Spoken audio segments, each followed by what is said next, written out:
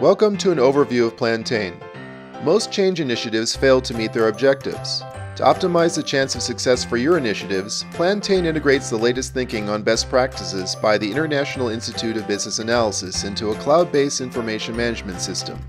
In doing so, Plantain gives you the power of a comprehensive solution. Plantain supports a wide range of change initiatives, including strategic planning, policy realignment, process improvement, technological change, and product development. For illustrative purposes, we'll use the example of a manufacturer looking to become more nimble in a highly competitive industry with increasingly demanding customers. The example manufacturer is comprised of what Plantain calls entities, which includes business units like headquarters, marketing, manufacturing, purchasing, customer service, and operations support. Outside entities include groups such as distributors, retailers, customers, and vendors, along with institutions such as regulators and universities. And of course, entities cannot function without their people. Every entity relies on information relevant to its situation in order to make decisions. Plantain calls that information considerations. Considerations fall into four groups. External drivers, such as learning that the company's largest distributor is filing for bankruptcy and that consumers are demanding more customization. Internal drivers, such as a need to have best-in-class offerings and a goal to grab dominant market share. Governance, such as policies to support their products for life and act as a good steward of the environment. And resources, such as assets, skills, and experience. Considerations can be structured into causal trees that explain their underlying reasoning. Related considerations are assembled to define the scope of an enterprise. Once the enterprise scope is known, entities that share those considerations are included, and along with entities come their people. It's those people who prioritize and filter enterprise considerations to define the preliminary solution scope of an initiative. In our example, the initiative involves exploring nimble manufacturing and distribution methods to address evolving consumer needs. An initiative has 6 stages: planning, strategy analysis, conditions, solution options and designs, implementation and testing, and evaluations and reflections. But these stages can't proceed without the heart of an initiative: stakeholders. Depending on the method, either the initiative sponsor invites people to join the planning team, or the team self-organizes. If invited, they negotiate what role to play, stages to take part in, responsibilities to hold, and expectations to accept. In the example, a core team is assembled from headquarters, manufacturing, marketing, and operations support. Before exploring the stages, it's important to note that Plantain is designed to be flexible.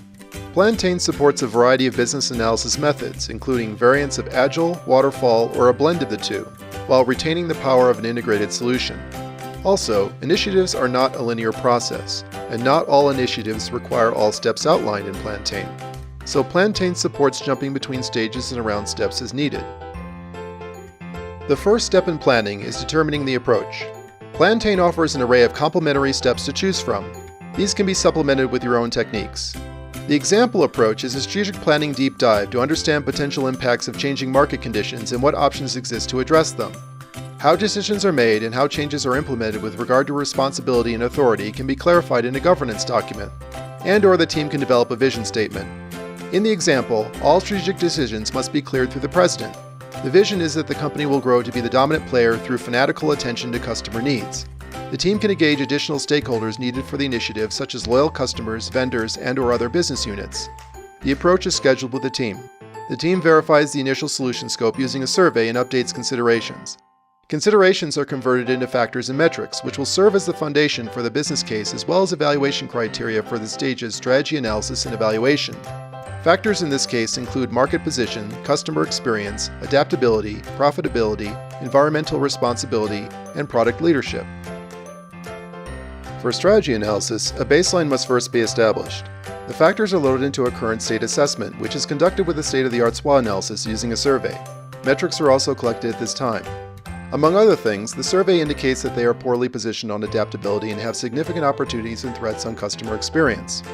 From the results, assertions are made about the factors. Assertions are assumptions that have the most bearing on the analysis and can represent differing viewpoints. Assertions are then validated with a survey. 2 sets of competing assertions emerge. First, consumers are not content with off-the-shelf products versus consumers just want faster, cheaper, better. Second, current distribution networks are shrinking versus this is just an industry consolidation. A root cause analysis is conducted and validated with a survey. Root causes include, first, manufacturing advancements combined with consumers' desire for distinction are driving the shift to mass customization, and second, online retailing is eating into margins and market share. With a thorough understanding of the current state, realistic targets for the desired future state are determined by retaking the SWOT analysis survey. Objectives are assigned to factors, and a summary of the desired future state clarifies the goal. The team decides to focus on improvements in adaptability and customer experience. The goal is to be fanatically customer-oriented through adapting to emerging needs and trends. The team conducts focus groups and validates the results. The desired future state is compared to the current state using gap analysis.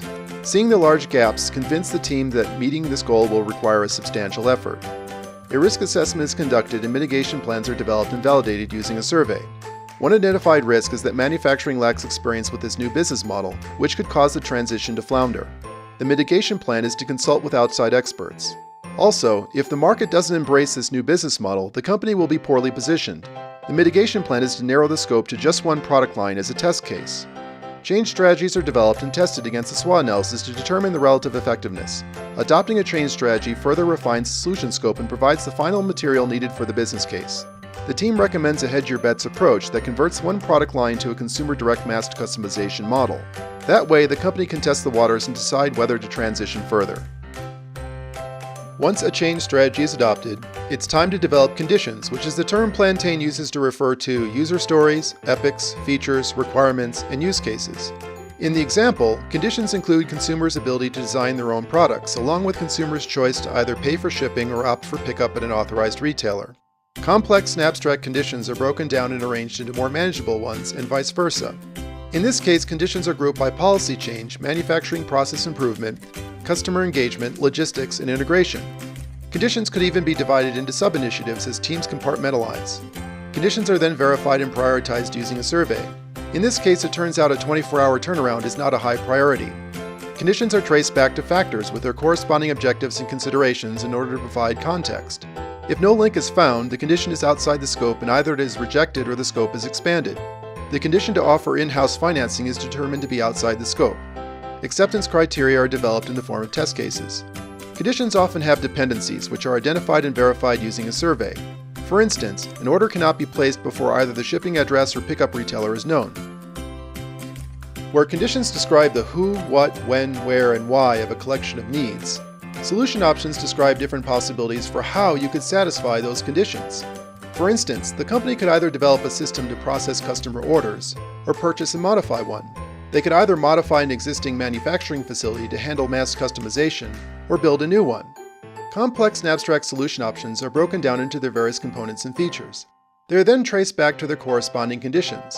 If no condition, then the option is outside the solution scope and is either rejected or the scope expanded. Designs that illustrate solution options can be included. A cost-benefit analysis is conducted using a survey to determine relative potential value. In this case, an off-the-shelf system is found that meets 90% of the conditions and can be modified for the other 10%. It would cost 50% less than developing one from scratch. Then a solution package is finalized and a backlog established upon acceptance. It's time to build the solution. A development cycle is created and populated with solution elements from the backlog. How populated the cycle depends on the method.